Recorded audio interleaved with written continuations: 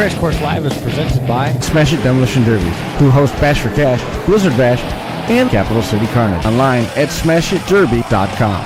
And Stirring Dirt Racing, host of Maymania's team show at the Golden Spike Arena in Ogden, Utah. Online at stirringdirtracing.com. Reckless Abandon Derby Apparel and Derby Inc. Magazine.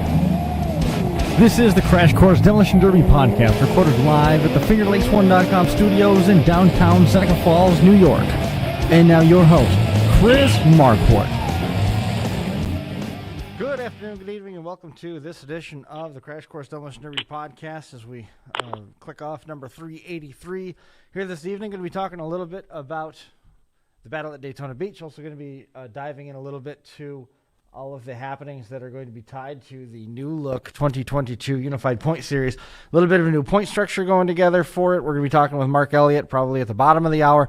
We're going to be catching up with Michael Nugent, who picked up a win down in Daytona, in addition to catching up with Ty Richards, who's waiting on the line here right now, winning the overall main class there at Coke Racing Promotions event. Happy New Year. Good to see everybody out there and hanging out with us. Brian, I got a last-minute text. Brian wasn't going to be able to join us tonight, so going to be flying solo, going to be able to update on you. New year, new information, a whole bunch of new stuff on the table for Capital City Carnage, for Smash It. A couple new partners jumping on board for the 2022 calendar year, so we'll be able to tell you a little bit about them. Before we get too deep into the show and we dive into our conversation with Ty, making the run to the win on the concrete down there at the Ocean Center. Devin Germain celebrating a birthday, so happy birthday to Devin as 2021 leaves us, so too leave his 20s. Ken Kiskadden and Scott Kiefer. These two families suffering some loss here the last couple of days, so certainly our thoughts out to them, and hopefully they can find some peace in this. It's always tough to lose somebody, but then you tie it so close to the holidays like this, certainly cuts a little bit deeper. So thinking of Scott Kiefer and his family, thinking of Ken Kiskadden and his crew down there in Pennsylvania as well. As we dive headlong into the Battle of Daytona Beach. What an event it was, situated right there on the beachfront. It was awesome. All the pictures that kept coming back across the news feed and the proximity, the facility seemed like they were really on board with everything that was happening. Little tweaks and changes are already being discussed about ways to make the show better, but at the end of the day, the chapters will end with 2021's season and the kickoff to the 2022 Unified Point Series. Ty Richards pulling down the overall win in the main class. Man, Ty, it took a little bit of patience to get there, but it's got to be a rewarding win, knowing that was the first one that happened in that venue, and you're in the record books. It was just nice for the warm weather. What was the temperatures at home? Well, I just got home literally probably an hour ago, and it's about 28 right now. Yeah, it was in the teens this morning when we were heading off to school this morning, so it's certainly was a little jealous when I was watching everybody posting these pictures of the surf and the sun coming up over Daytona Beach in the stand, and the weather certainly couldn't be beat. The show itself, man, how'd everything go? It seemed like it was a driver's feature and some new challenges presented with the concrete. That concrete was just way slicker than I ever anticipated it to be. Sure. I mean, when it was over, Jason said he gave me the mad dog too, and I couldn't believe that. They kept telling me to hit, turn it up. I couldn't move nowhere. I was doing all I could. I was watching some of the clips and stuff and following along with what was happening, and it reminded me of some of the indoor events that we've seen up this way when cars were on the finished concrete inside of expo centers and stuff. When you look at some of the go-kart races, some of the RC events and stuff, just the tires, there's nothing for them to grip onto, and a lot of those kill shots that we saw at someplace like Blizzard Bash or on a harder track surface, like at the Iron City Nationals or even at Bash for Cash, those square-shouldered tires, the harder compound tires, you get a shear effect when those tires try to grab in laterally and the car's pushed to the side, left or right, and it starts bending those steering components and knocking the wheels off or knocking the tires off the bead and stuff. And on that slick concrete, you didn't have that, and there wasn't really anything to grip onto, so it really threw some curveballs to some of the drivers that were in competition out there. Was it something that you saw a lot of drivers scrambling, trying to make tire changes and stuff, kind of the way that we saw? The best example that comes to mind in Demolition Derby was Kenny Rosno when he made that change to the Blizzax running at Wintersland when the track had froze. Kind of similar situation for you guys out there. Did you see anybody making drastic changes, tire pressure changes, or anything like that to the cars to try and increase what they had for grip? I don't think it mattered what tire you had. You wasn't going to go. I mean, I changed tires after the heat just because I tried them rally racing tires, and I had one get a sidewall cut, and I didn't like that, so I just went back to my old 23s that I've always had good luck with. Right. And that 23s all the way around combination seems to have been sort of universal for you no matter what the track surface was. We've seen you have some success with that type of a setup really all over the place. So the pace was, when you were getting told, it's sort of a juxtaposition really when you think about it. The officials trackside are telling you to pick up the pace, and you end up leaving there with Mad Dog. Were you just kind of throwing up your hands saying, "This is I'm giving it all I got"? Yeah, I was just like, I can't even move. I mean, it didn't matter. When it got down to the last 10 cars, that water actually dried up, and there was actually more rubber on the track. Yeah, it was slicker then than it was when there was water standing out there. You can see there's a little bit of water that was on the surface, sort of as an effort to slow the cars down. On the finished concrete, though, it's slick as ice after they finish doing the hours and hours of troweling work that go into that to make it more of a polished surface. And the water actually looked like it had a bit of an adverse effect there in the early goings of it. But like you said, once the water had sort of burned off the top, you saw almost a rubber down effect like you see on a slick dirt track where the rubber got put down, and you could start to see a little bit of an improvement in the grip. But nonetheless, without that shear factor, you hit a car and it's just going to skate across the track. So did you notice it all through the course of the qualifying heats and the feature, cars bending in different ways than what you would see otherwise? You sort of set the car up to do one thing or another, and when the energy doesn't transfer the way that you're expecting it to, did you see anything change along those lines? After I watched the first day, I knew it was going to be an endurance race to the end. I mean, I knew it was going to go over 2 hours when I pulled out there. I knew fuel and keep the radiator in it, and that was what was going to win the Derby. Sure. The amount of the slick track effect can be tough on drivetrains. You can build heat faster. You can run concerns about building pressure in the cooling system. You also have the combinations of people that are running different transmissions. If they're running a different gear combination, you can change the rear end gears or something like that. Was there anything like that kind of came into your mind? Could you have reduced the amount of power going to the back wheels and been in a better spot? I had a 488 gear, and I wish I really had probably a 373. But all things considered, everything. Go ahead, Ty. Everything worked fine. My engine never got hot. It never steamed, never blew. The training, I could hold with my training guy. I don't really want to tell who that is, but he wants to tell somebody he can, but he's got them figured out, and I could hold my hand on the training lines the whole time. So I don't know. Fill her back up with gas. We can keep derbying. Right on. So what's the season got in store for you? I mean, it's a year-round thing now, as we've joked about so often. Now it's come to pass with, I think there was 3 or 4 derbies that were contested on New Year's Eve or New Year's Day. There was one in Pennsylvania, one in Nebraska, and then the real crown jewel of the weekend from New Year's Eve and New Year's Day was down there in Florida. What's the season look like for you going forward in 2022? Well, I'm a farmer, so during farming season, I don't hardly ever even work on a car, because when I get home at 8 o'clock or 9 at night, I don't want to do nothing. So I'll be at both the Dixon's derbies because they're close to home. They're only an hour and a half from me. I'll be there with a couple cars, and we'll just have to see how the year leads after that. Redneck Rumble's coming up, isn't it? Isn't that this month? Yep. Have you got a car built for that already? It's real close. I just need to put a few things in it, and it'll be done also. Gotcha. That's also going to be, I believe that's going to be event number 2 on the Unified Point Series, if I'm not mistaken. It has been years before anyway. Mm-hmm. So with this new point stuff, you're out in front with a 20-point lead. and you go out there and you have a little bit of luck. Is the farmer going to have to take a back seat as you chase the point series? I could probably get away if I needed to, if I wanted to run the points, but I really don't see it happening. It's just so far. All them derbies out east, that's just... Yeah. I went and ran one of Frankie's derbies a couple years ago, and that's just... I got a plan for something like that. Right.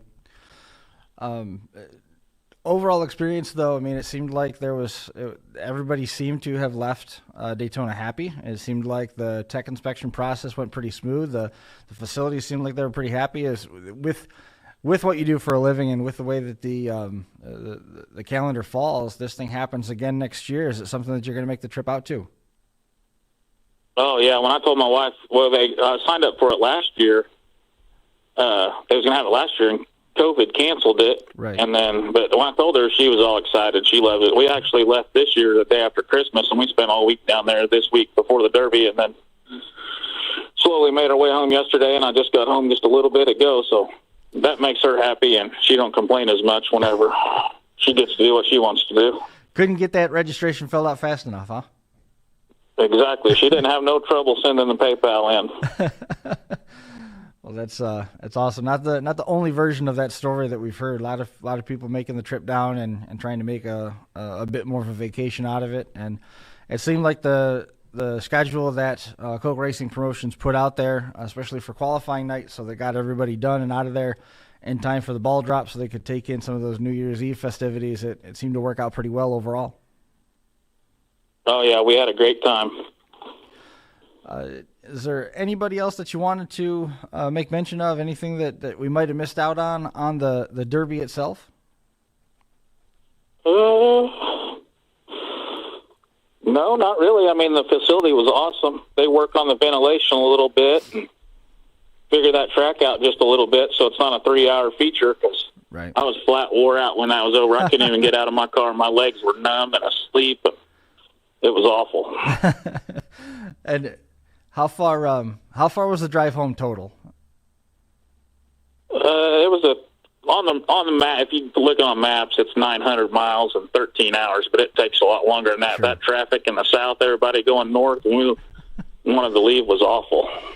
So 13 hours. You knocked out about a quarter of your drive home if you figure 3 hours in the car through the weekend. Yep. Everybody said, "You guys are crazy for going that far to Derby." I said, "Well, I derbied in Vegas 2 years ago. This one ain't going to be nothing compared to going Right. to Las Vegas." In terms of the feature itself, like you said, it got down in the last 10 or so, and the track sort of cleared off, and the water was out of the way. You're able to get a little bit more traction and get things going. And as cool as the training lines were, and as cool as the engine was, you kept the radiator in. It didn't take anything catastrophic in terms of losing steering or anything of that nature. Was there a turning point in the feature at all that sticks out in your mind where you knew for sure that it was yours to be had? Whenever I seen Fuji Barnes, he was the guy that got third place, and he had a flash fire of some sort. I don't know exactly what it was, but yeah. I didn't feel like I had it won, but I was a whole lot more confident and relieved because that guy was tough. I've derbied against him a couple times, and he's derbied for years, and he is no joke. Yeah, he's quite the driver. He's hanging out there up in the top tiers of the point standings now as well. So we will dive into that for everybody, give everybody a recap on what the point standings are, and we'll be catching up with Mark Elliott here in just a few minutes as we catch up with him. Ty, man, congratulations on the win. I'm glad you made it home safe. It was exciting to see that you were able to pull down the W down there, and hopefully this leads to some momentum to start the year. Thank you very much. Ty, we'll catch up with you later, man. Congratulations again. Have a good evening. Take care now. Bye-bye. Ty Richards pulling down the win down there at the battle at Daytona Beach. We're going to be getting in touch here with Mark Elliott in just a moment. But before we do that, we've got some new information to share with everybody as new year, new updates on stuff. Capital City Carnage is going to be the next big one on the radar.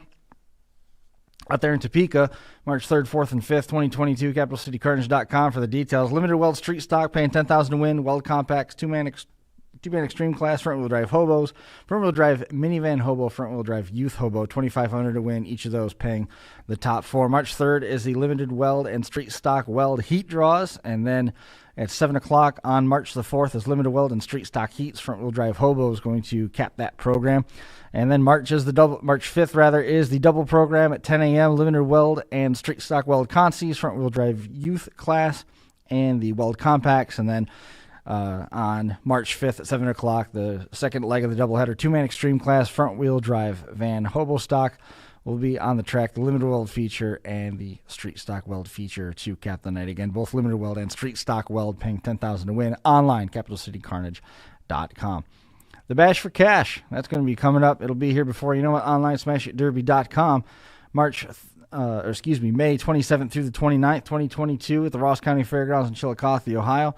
Three-man team Pro Stocks taking the lead at the Bash for Cash, $15,000 to win there to the winning team. Turn Back the Clock class, $12,000 to win, and the Smash It Mini class, $10,000 to win. Also, Smash It full size on the card, Street Stock Mini, Street Stock full size, Pro Stock Mini, Youth Mini, Smith Metalworks Youth Full Size, Street Stock Minivan Truck SUV, Frank the Tank, the Relic Class, and the Farm Truck. The schedule tentatively set as Pro Stock Team Heats and Smith Metalworks Youth Full Size at 7 o'clock on May the 27th.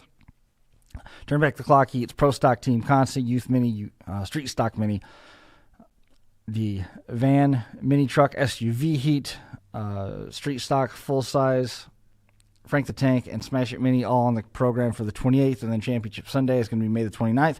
Farm Trucks, Street Stock Mini Class, the Relic Class, Pro Stock Minis, Smash It Full Size, Pro Stock Team Feature, and Turn Back the Clock Feature. Again, May 27th through the 29th at the Ross County Fairgrounds in Chillicothe, Ohio. Want to welcome RPM Group to the fold here. RPM Group is a progressive waste management company based in Owego. RPM Group started in 2016 and now boasts 2 roll-offs and 6 full garbage trucks, fully certified and licensed. The RPM Group customer base has grown to more than 3,000 people, offering curbside trash and recycling services, in addition to asbestos abatement, asbestos surveys, interior and exterior demolition, lead renovation, mold remediation, mold assessment, and dumpster rental. Call Corey 607-223-8714. That's 607-223-8714. Or visit rpmgroupny.com for additional details. So off we go. We're going to shift gears. We're catching up with Mark Elliott here in just a moment, and we'll probably get that out of the way. There it goes. And I'm going to get Mark on the line. Mark is going to be excited. He's always wound up after these big shows and venturing into new facilities. So we'll see what Mark has to say.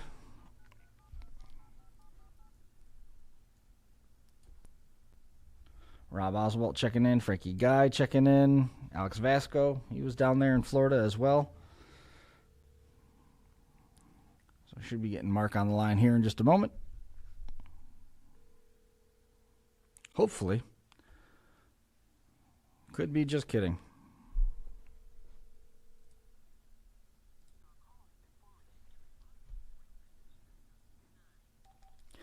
Well, Mark didn't answer.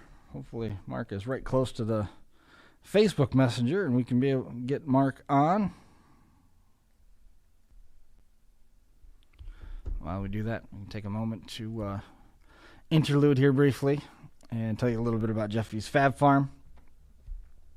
Jeffy's Fab Farm is an industry leader in all manner of purpose-built demolition derby parts, starting with rear ends in 06. The Fab Farm expanded to headers in 08, and the shop can boast a combined 70-plus years of mechanical skill. The Fab Farm specializes in LS conversions and conversion components. With consistent feature wins across North America, your turnkey solution is only a phone call away. We got Mark coming back here in just one moment.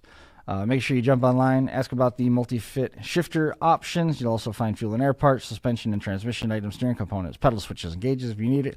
It's all on the farm at Jeffy's Fab Farm. Jeffy'sFabFarm.com. Check out the virtual store and order now. Perfect. So we might have a number transposed here, and we were calling the wrong person altogether. Let's see. Nope, everything was right. Anyway, let's make sure that we can ring up Mark. we'll try this one more time. Junkyard Dog thought the weather was terrible in Daytona. They need to move it further north. It's rough. Sorry to hear that. Hey, there's Mark. Scott Webster checking in. Hope everything's good for Scott. All right. The ever bubbly Mark Elliott checking in. Mark, man, how are you?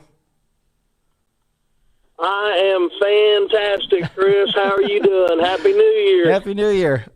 Well, tell me about Florida. You unveiled some new twists to the point series, and I think that it's probably a good move. Tell us a little bit about it.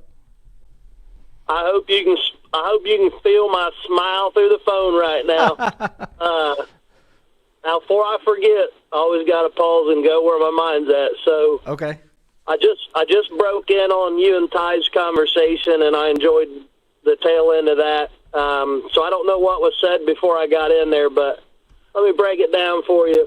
There's a lot of good looking cars at the Derby, and then you add the setting, the environment, all the factors, and it was a wow factor. But There's always a car, or maybe a small handful of cars that just really catch your attention, and that was Ty's car. He had a two-door box car, just sitting like a bulldog, and if you can only imagine what somebody walking up and down the street. Now, think about the manipulation to the quarter panels and the trunks that these guys do to the cars when it's squeezed over top of the frame. I mean, the people was mesmerized, and his car was just like, aye. And, you know, he makes the feature, and when I tuned in, you guys were talking about him getting Mad Dog, and you were kind of cutting up.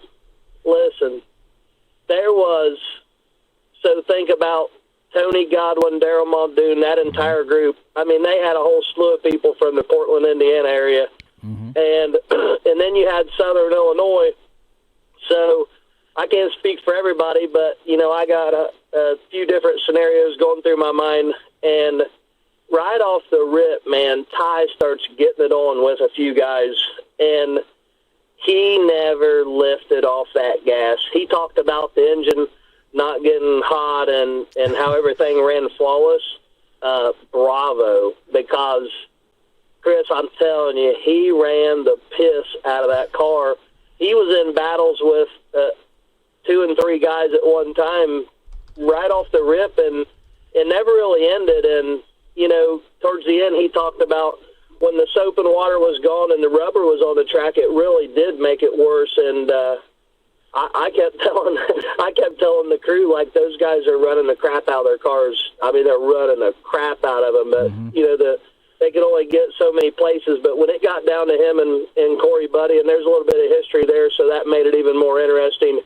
I mean, they were smacking each other front to front. Like, Ty Richards drove that car as hard as you could possibly drive that car for 3 hours straight, no doubt. He deserved that Mad Dog.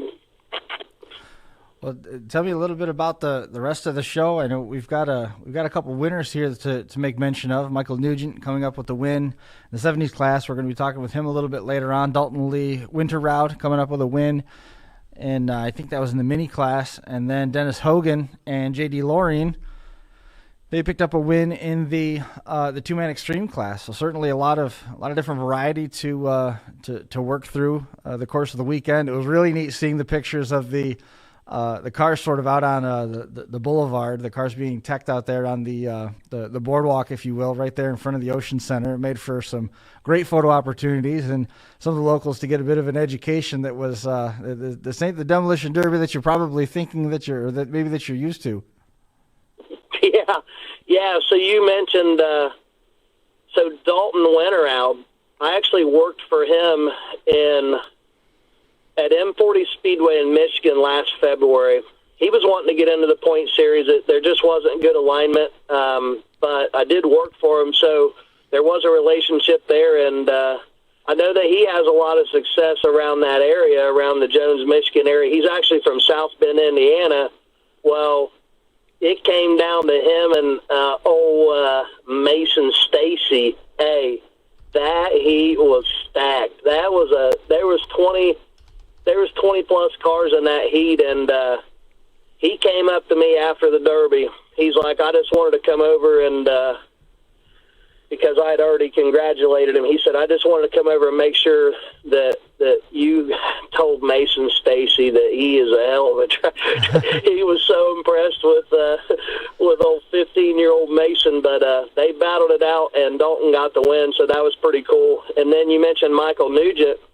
He's from South Bend, Indiana also, so pretty good weekend for South Bend. But what was cool about that heat is Mike Mowry, man, from Illinois. I hadn't run into him since I ran Arkansas 10 years ago, and got to talk to him and his dad and his buddy, so that was pretty cool. But when it came down to Mike and Mike, dude, they hit front to front, full track, like I don't know how many times. I mean, the crowd went wild, so that was a hell of a way for Michael Nugent to win. And then you mentioned J.D. Lorene and Dennis Hogan. Well, the cool thing about that was Dennis Hogan is J.D.'s mom's boyfriend, and like I know the guy now that I've seen him because I've seen him at like Frankie's Derbies. Mm-hmm. But I'm like, Dennis who? When he told me, I had no idea who his partner was. Well, J.D. was our 9th place driver last year, right? And he's been actively buying cars, and he told me that's why he went to Florida. And so to see him get that win, he derbied Don and Jody, which, like, they didn't get the Mad Dog, but, like, they could have got the Mad Dog. Don and Jody ran the BALLS off of the car. Don had the gas, so that was the opposite of what I expected, and right. Poor Jody, she just had to steer, you know. I mean, he never let out of that thing. They ended up, I don't know if they blew the engine up, but ran it until it wouldn't run anymore. So, you know, JD getting that win had to mean so much to him. 1, Daytona, 2, points, but, like, to actually get the Derby, people like that, I mean, he's got to be on cloud 9. So let's dive into that a little bit. J.D. Lorene and where we're at with him. J.D., I think he ran 4 classes at the Iron City Nationals last fall, and he was trying to make a solid push there at the end of the year. And yeah, Mason Stacy, he's nobody's surprised to see him up there hanging around in the top 10 right now. There's one event in the books, and we'll get into that in a second. But J.D. Lorene was one of those guys that seemed like he was knocking on the door and quietly had a very good year, and ended up finishing in the top 10 again. And if he's actively buying cars, and that is that is serving notice right now to a lot of drivers, he has a remarkable ability to, he almost drives like Terry Labonte, just ice cold. You might not even know that he's out there until all of a sudden there's 4 or 5 cars left and there's JD. Dude, you just made my arm hair stand up 100%. I call him the smooth operator, and I've seen him in some sticky situations in the past year, and he has got some talent. Every time I talk to him, I tell him, stay behind that wheel as much as you can. And you know, one of his advantages, you said it, and he did the same thing at Deadman, I think, at that Buried Alive. He runs any class, you know. He's got that ability to kind of move around a little bit, where some people kind of stay in one lane, and I can only imagine that'll help him out if he's able to take 2 stabs at one show versus 1. So the points have changed now, allowing double points for any class paying $10,000 or more with heats and feature, or is it just a standalone $10,000 to win threshold? It's just about the money. I didn't want to make it specific to heats and feature or specific to small or big cars. I personally believe that we had a gap with the amount. Just look at that class that Ty won. Like, those guys were welding 8x8 patch plates on A1A Boulevard, like, all day. And just the investment in those cars. And, again, it could be the mini cars that, you know, whatever class is paying that kind of money. Anybody running for that type of money is putting a whole lot of effort into them cars. And so my thought is, let's say Ty won this past weekend and he's got 20 points now, but he's not going to build one of those cars every weekend. Well, let's say he didn't run again until March, the Wicked show he talked about. You know, somebody may score twice in a class that only plays 10 points until then, and then they're tied with Ty, and he really didn't miss out. You know, again, whether small or big cars, if that's what that type of driver or builder likes to run, then maybe they don't have to run every show, because they would never in their life be able to build a car unless the sport ever organized enough where the rules were, you know, where they could take a car from show to show. But was super pleased with being able to implement that in the first show, because for the first time, and why I said I was smiling when you asked, I didn't anticipate that the first show we would have standalone leader, because if you think in the last 2 years, we've had to wait until like the second or third or maybe even the fourth show before somebody scored twice. Right. And broke out to the lead, where now Ty Richards, Corey Buddy, Fuji freaking Barnes, his son's already asking me what the schedule is. Like, I wanted a screenshot and just post it. Like, what a feeling to get a guy like Fuji Barnes wanting to know what the schedule is. Like, holy cow. And Ty said it. That dude can derby. I've seen him. I've been on a track with him. He can take a butt whooping. You ain't never gonna shake him. Not 10 people's not gonna shake him. He will derby to the end. And he ran out of gas. He ran out of gas. So that was a tough one for him to swallow. So right now, the first event is in the books, and we're looking at the 2022 standings. Ty Richards out in front with 20 points. He got the win in the 10,000 win plus class, so he gets double points in that. Second place is Corey Buddy, Fuji Barnes third. Tied for fourth place, Michael Nugent, Dalton Lee Winterrod, Dennis Hogan, J.D. Lorraine, Dennis and J.D. running in the two-man extreme class. Tied for eighth, Mason Stacy, Don Santel, Jody Braden. You can follow along online on the 527unifiedseries.com for additional details. You'll be getting updates about all this stuff all summer long as we work through the 2022 season. So I didn't realize that you were going to be amending the points. So like we've had in the past, when I checked the website, there wasn't any points update. This was the first event. So I had written down a four-way tie. Ty Richards, Michael Nugent, five-way tie rather, Dalton Lee, Dennis and JD, and then you sent me that picture, and I'm like, well, look at that. That's right. So we've already got a couple of placeholders. Let me shake it up for you a little bit more. Okay. Because, like, take for example Frankie. I think I have a show on the schedule with him. Yeah. It's like a compact team show where it doesn't quite pay $10,000, so. For shows from 5,000 to 999, 5 to 10 basically, that's going to be points and a half. So that breakdown would be 15, 12, and 9. 9, 12, and 15. So that being said, there's going to be opportunities. And they're going to have to do the homework. I'm struggling for time anyway. Like, I would love to put it out there. These are all your opportunities for bonus points.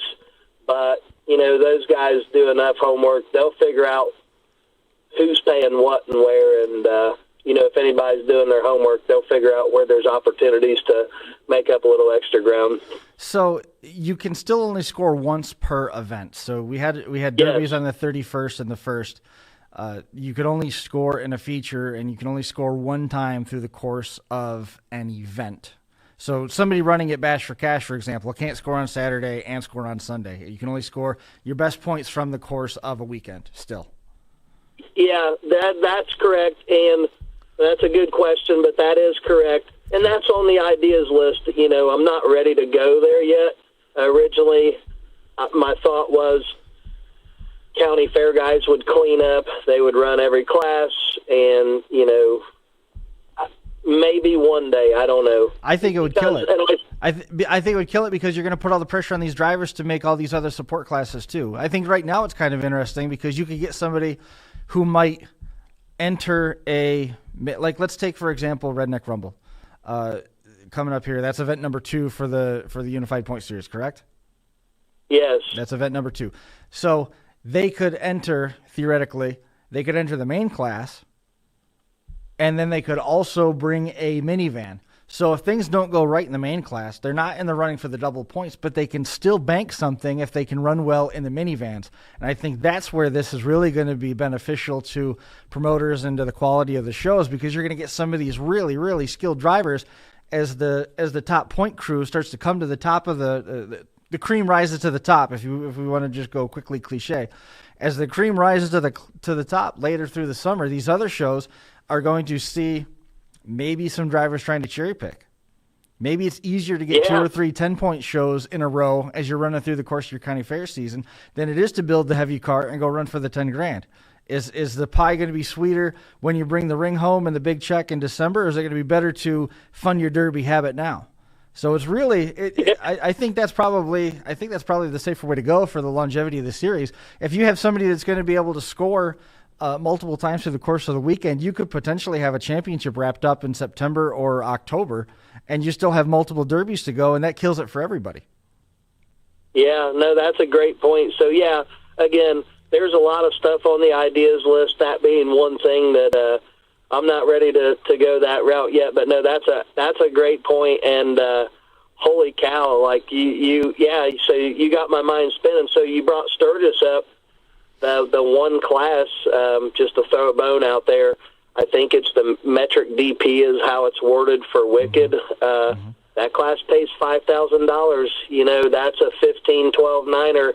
And Derby drivers are smart, and that's why they like rules that allows them to build a little bit, because, you know, the cream of the crop that you talked about, they don't need, like, they can outsmart.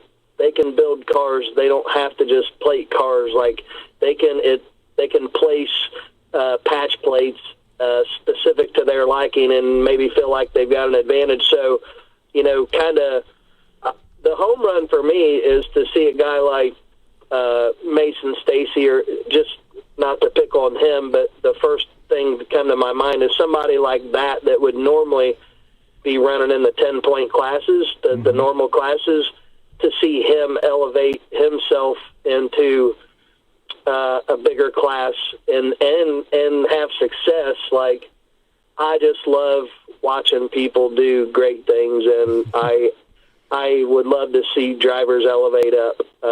Last year we had a mower guy that had never ran a car before, and because of the Unified Point Series, he ran a car, and he actually had some success. So, like, that meant the world to me when he shared that and his excitement. What are we looking at in terms of number of dates this year? So far, right now, I'm at 26 tentatively. I had vacation I had to burn up from last year, so I'm off all this week. So I've got a big week planned to try to get things caught up. But that's one of the things, is to get the schedule out, where in past years we haven't put it out really until February, March. I want it out this week. That way drivers can get to planning. Steven kind of taught us that planning played a big part of his success. So right now we're at 26, and I won't go over 28. That'll be 10 less. Last year 38, dropped 10 off. I don't want to relive last year, and I don't think any driver wants to relive last year of work of every weekend. That being said, the trying to get the schedule out early and looking at 26 now, backing it down from 38 to maybe a maximum of 28. Is there a cutoff at this point? If there's a promoter that's sort of on the fence, do they need to have everything booked by a certain time frame? There's a couple on the fence, and like there's conversations going on tonight. Yeah, and I'll put that information out now that I got a little breathing room this week and being off work. And there's, you know, Chris, one of the toughest things is when somebody reaches out and you just got to tell them no.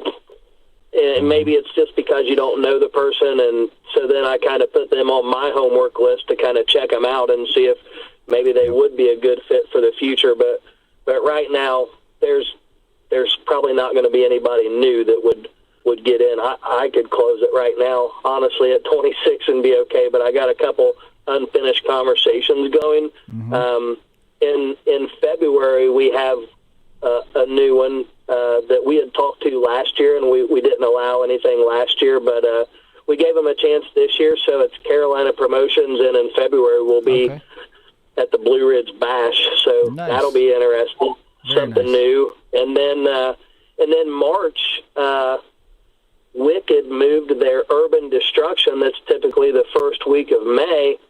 They moved that to March, and it's in Sturgis now instead of Evansville. So, that's our first 4 shows, Daytona, Sturgis, then the Blue Ridge Bash, which it's either Virginia or West Virginia. I'll have to look it up, but it's somewhere around there. And I think I heard Ty say that he was signed up for both of those Wickeds. So I believe him being signed up for the first 3 out of 4, I don't know. That'd be interesting to get somebody like that interested. Would really be an accomplishment, right?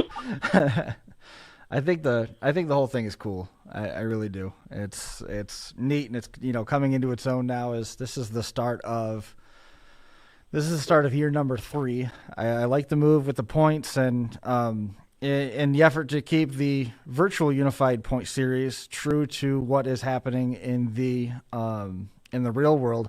That's a change that's going to have to be made. There hasn't been any events contested yet at this point, but there's been a lot of interest starting as early as January 1st. There's a couple folks that were trying to put a show on the 1st, and there's already been stuff that's booked through the summer and into November and into October and in November. And I believe Brandon Reimer, Vito 324 Gaming, has already claimed the last date in December. So Cody Koch was expressing some interest in ways to make the events that were Heat's Consti feature format, those features, because it's more work, pay more points than what the one and done drivers would get. So I think that's going to be mirrored as the threshold, that Heat's Consti feature divisions for the virtual unified side would be the 20-point threshold, like what you're doing with the 10,000 win shows, and the standalones will be the traditional 10.8.6. So that's news for the gamers. Go ahead. No, that's pretty cool too. I like, so yeah, heats and features. No matter the class, heats and features is extra work. It's a whole different ball game. It's a whole different driving. It's parts. It's investment, and yeah, I like that too. So maybe that's something for the future. But yeah, that sounds pretty cool. Well, we got to do something, and nobody's paying out $10,000, so I'm not really sure what the threshold would be if we based it on money. Not yet. The video game stuff, it seems like more money, more problems, Yeah. Hey, you mentioned Cody, and I would do myself in this past weekend a disservice if I didn't mention the Koch family. Cody and his wife Bree and Stephanie and Jason, how they pulled securing that location off Bravo, double, triple Bravo, and the worries that we had going into the weekend, exhaust, track, et cetera, the deal breakers, those all went a lot better than I expected. So the facility seemed happy, and I really, really think that they have got something that they can build on, and I'm just happy for them. I've been friends with them a long time, and I know how disappointed they were the first year when they were so excited and then had to cancel because of COVID. They were crushed. So I'm just so thankful that they even allowed me to be a part of that, and I can't wait till next year. Well, it's certainly going to be good. I'm looking forward to you being very busy this week and more information coming out. Certainly excited about the forthcoming of all that data. as we get the schedule finalized and the Unified Point Series takes full flight for 2022. Jump online again if you want more information, 527 Unified Series, or follow Mark on Facebook. Very active on there, all kinds of videos and stuff. Stuff to sink your teeth into, and again, tons of announcements coming out with what the full schedule is going to look like, and some of those opportunities to collect the bonus points and the 10,000 plus features on the Unified Point Series in 2022. Mark, man, I appreciate you coming on the show and hanging out for a little while. It was good to catch up with you. You also got to finish up a magazine, if I was reading right. Yeah, and that's my fault. I did everything but bail on Lexi, but I finally powered through. I was sick this Christmas again. It's like 3 years in a row. It took everything I had to send her all the information she needed, so I put her behind us. So nobody, if anybody hasn't got their December magazine yet, do not blame Lexi, blame me. She does a fantastic job. And I did want to give a shout-out and a plug to Alex with All For Him, because if you didn't watch it and you have interest in capping out last year, Alex and I did a podcast. Last year I did a live video and announced all the winners. This year, Alex and I did a podcast. He actually drove 3 hours to my work, and we did it in the conference room, and we've already got some ideas of how to make it even cooler in the years to come. So if you have not checked that out, look up Alex on All For Him Racing, and you can watch the recap of last year. Fantastic, man. We're going to be catching up with Michael Nugent here in just a minute. So, Mark, we look forward to some more updates as we move through the colder months with announcements and move into the warmer months with some results. Awesome. All right, Chris. Thanks for having me on, and we'll talk soon. Sounds good to me. We'll catch up with you later. All right, bye. See you now. There goes Mark Elliott, the with the Unified Point Series, making some new updates to the way that they calculate their points. Smith Metal Works, they're going to be having their annual banquet in April. The get together is really going to be an interesting one. Next week we're going to be talking with Brett Relier. He's going to be coming on the show to hang out for a little while about the events that are happening in New York, which is going to be just as interesting. Smith Metal Works, an all-purpose fabrication shop, taking the Northeast by storm. They're going to be bringing promoters. There's going to be some derby stuff. It's going to be really neat what they've got working out there. Michael, let me put you in. Hang on just 1 second. All right, so we got Michael on the phone. Let me finish this stuff here on the two events, and we'll go from there. The hallmark of the product line for Smith Metal Works is that is the super stock front bumper. They've also got the pointed and flat front bumpers, replicating popular factory releases. Those things can be stuffed, run hollow. They can be cut down for compacts. So it's really, really diverse bumper, offering new style versus trying to chase them out of junkyards. They also have lineups with Crown Vic door skins, battery boxes, engine mounting systems, pedal combos, and shifters. The shop offers all the odds and ends, such as distributor clamps, welding centers. Be sure to ask about the GM floor liners. In-person locations are in Mercer, Uniontown, and Bethlehem. SmithMetalWorks.info if you want it shipped to your door. Experience and passion second to none. So that's Smith Metal Works. They are going to be having that expo that they had last year. They're going to be doing that again in their new facility. And then we're also going to be seeing Brett Relier. Brett Relier is going to be having the gathering in Owego again as an opportunity for the Northeast to get together, swap meet, all that stuff. So he's going to be in next week to talk more about that. In the meantime, Michael Nugent joining us online. He won the 70s class down there at the Battle of Daytona. Michael, man, congratulations on the win. Not a bad showing. Thank you. Tell me a little bit about what that was like. You know, it's a unique situation getting to drive on the polished concrete like that. I'm guessing it was probably a first time on a paved surface. No, actually, I've been running on an asphalt track for 35 years. I misspoke. I heard it as soon as I said it. On one of those polished surfaces, like what was indoors there. Yeah, I've ran on that before. Oh, okay. Like in our area, there's Indianapolis, Hoosier Dome and Fort Wayne Coliseum and stuff. I didn't realize that the Hoosier Dome lets you run on the concrete. That's interesting. I always assumed that all those events were dirt was trucked in. First, when they first started, it was like that. Yeah, interesting. Yeah. So now let's fast forward to the question that I didn't ask, and you did a great job of answering, running on the pavement stuff. Tell me a little bit more about running on the paved surfaces, because it's not something that we come across on a regular basis up here where we are in New York. Actually, I was prepared for it. I ran, double street tires for traction. Was there? I'm trying to choose my words carefully to make sure I'm wording it the right way. Was there necessarily an advantage to having run on paved surfaces before versus running on the finished surfaces before?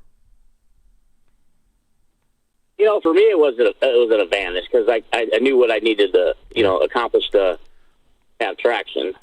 It changes things up dramatically because you've got the elements of a kill shot are changed so much because the cars are just going to slide away on the impact. The energy doesn't transfer.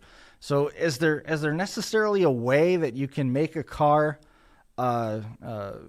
become compromised on the concrete? Is the driving strategy dramatically different than what you're doing when you're on a dirt surface? I didn't really feel that it was any different. No. Not really. I mean, I don't think I felt any difference. Interesting.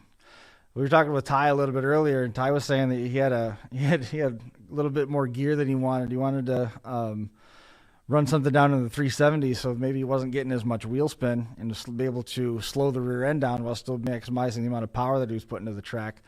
So there was that element. Take me through that feature with the combination that you brought down there. As deep into detail as you want to go in terms of your gears, in terms of your engine combination and stuff, and what helped propel you to the win. It was one that certainly sounds like you were prepared for. A mile 355. Yeah. And I ran 273 gears.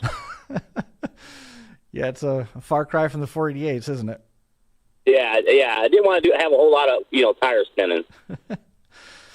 The Derby itself, take me through what everything offered to you in terms of running in Florida, running with Coke Racing, running down there in Daytona in January like this, and then the feature itself. What opportunities presented itself, and was there ever a point where you thought maybe this thing was definitely going to be yours? I felt good from the beginning. I mean, I didn't feel like I was going to win, but I mean, I felt good, confident wise with myself in the car. When I felt like I was going to win, when it was down to three cars, I was real confident. Right. The car still got some life left in it. I mean, if I pull the front end down and straighten it, I mean, it's very possible I can take it to a fair. Yeah. Yeah. Awesome. I still have plenty of steering left with it bent up as front end as it is. How did you get into Demolition Derby as a whole? My father started back in '72. Right. So when was your first? So I mean, it was just in the blood then, Right.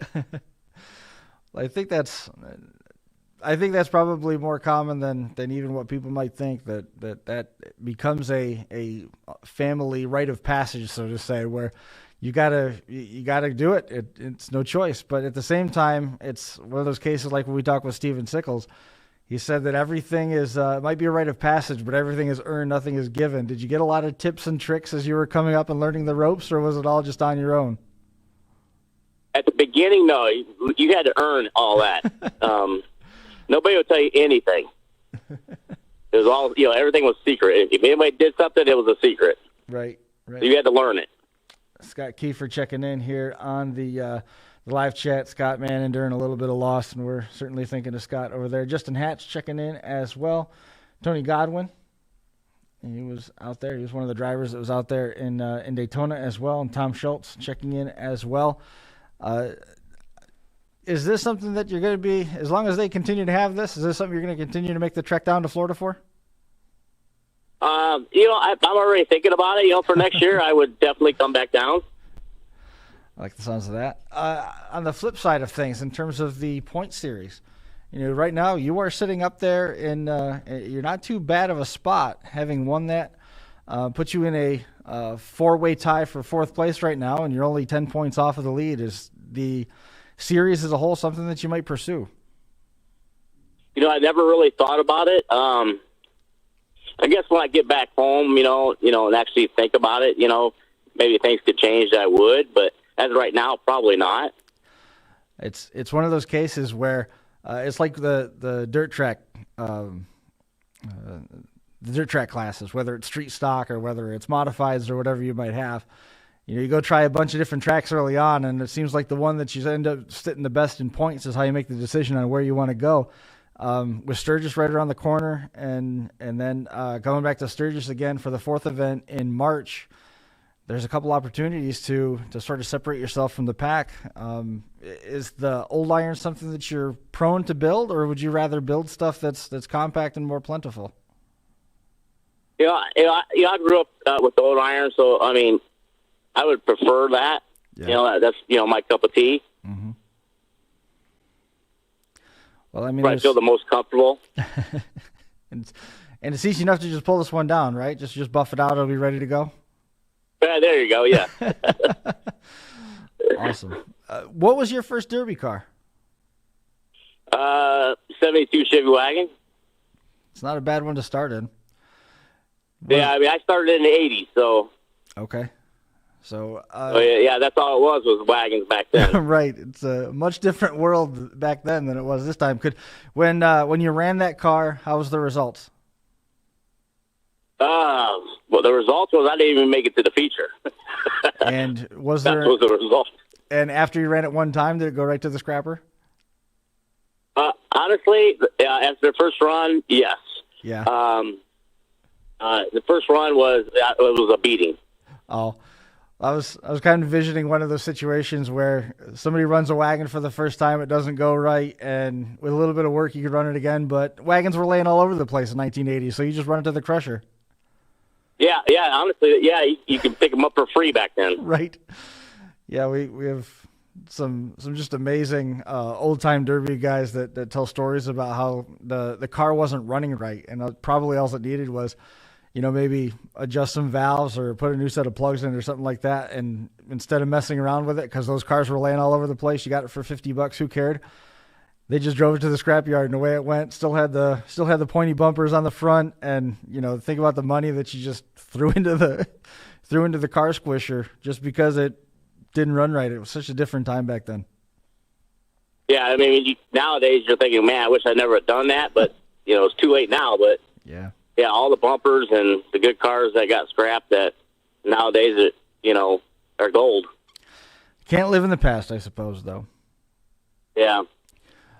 Do you get the opportunity to derby quite a bit back at home? I know you mentioned it, but I missed you mentioned a county fair, but I missed the name of it.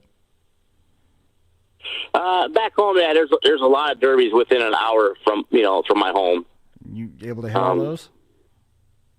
So yeah, I mean, I could probably in the month of July demo every day.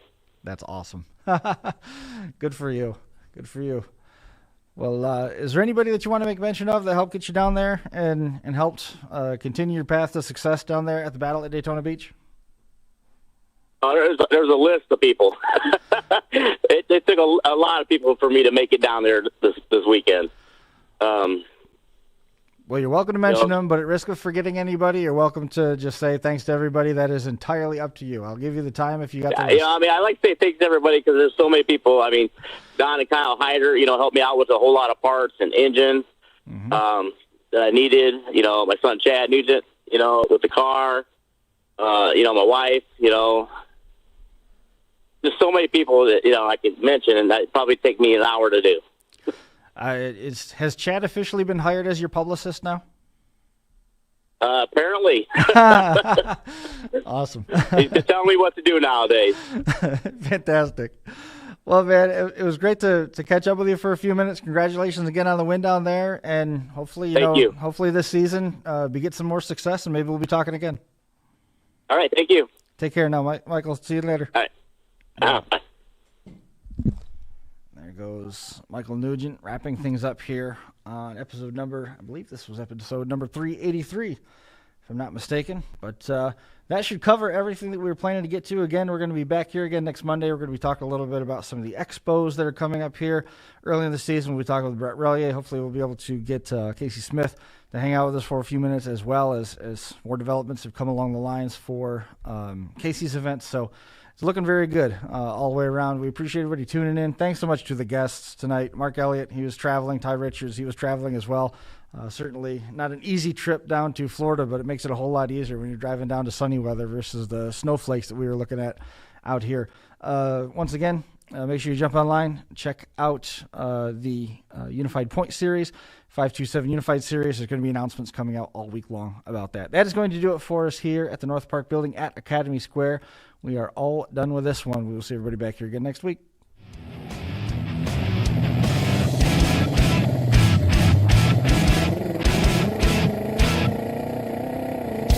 Crash Course Live is presented by Smash It Demolition Derby, who host Bash for Cash, Blizzard Bash, and Capital City Carnage. Online at smashitderby.com.